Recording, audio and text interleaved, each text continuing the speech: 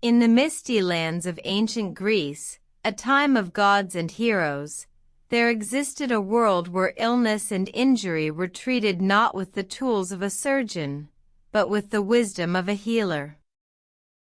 In the village of Aegina, nestled between the sapphire sea and the emerald hills, lived the renowned healer, Medea.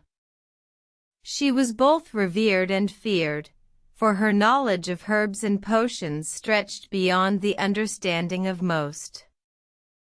One day, a young girl named Phoebe, the daughter of a prominent merchant, fell gravely ill. Her fever burned with an intensity that left her entire family in despair. The village doctor had done all he could, but it seemed Phoebe was fading away. In their desperation, Phoebe's family turned to Medea. The healer agreed to help, but not without a price. She warned them that her remedies required rare and valuable ingredients, and in return, she would need a favor from the family one day. Medea delved into her secret garden, a hidden oasis filled with strange and exotic plants.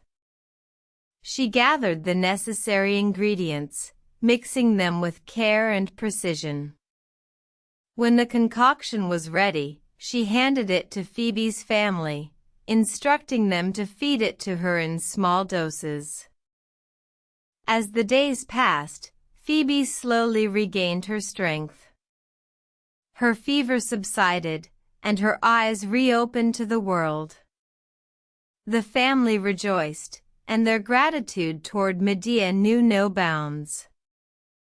True to her word, the day came when Medea asked for her reward. She demanded the family's firstborn child, a price that sent shivers down their spines. The merchant, however, had a change of heart. He looked at his recovering daughter and realized the value of life.